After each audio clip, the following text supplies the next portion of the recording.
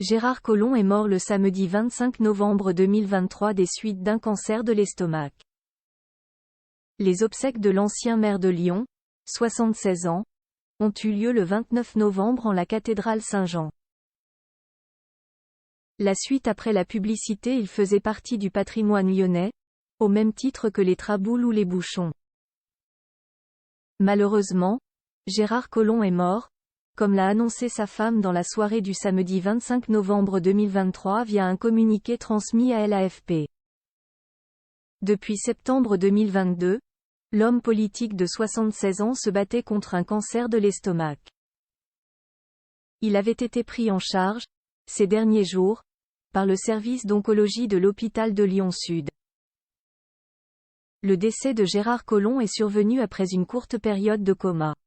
Il a souhaité, lorsqu'il est devenu évident que sa maladie ne pourrait être améliorée par un quelconque traitement anticancéreux, bénéficier d'une sédation profonde qui lui a permis de s'éteindre paisiblement auprès des siens, précisait son épouse Caroline Rouget. Les obsèques de l'ancien maire de Lyon ont été organisées dans sa ville de cœur, dans le 5e arrondissement, en la cathédrale Saint-Jean. Obsèques de Gérard Collomb à Lyon, qui étaient présents, des élus, des personnalités politiques, des membres du gouvernement s'étaient rendus à Lyon pour lui accorder un dernier hommage, pour soutenir sa veuve Caroline Rouget et ses 3 filles, Anne-Laure, Clémence et Camille. Gérard Collomb avait été l'une des premiers soutiens d'Emmanuel Macron. Et le président de la République le lui a bien rendu, en venant sur les lieux de ses obsèques en compagnie de son épouse, Brigitte Macron, le 29 novembre 2023.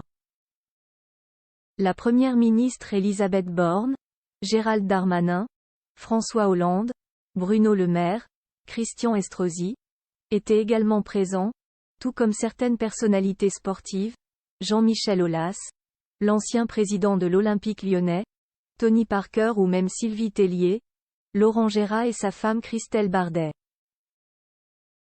Sa dernière volonté a été respectée.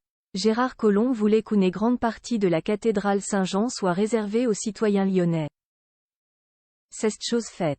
C'est ce que souhaitait Gérard Collomb, c'était son souhait pour ses obsèques, précise-t-on sur BFM TV.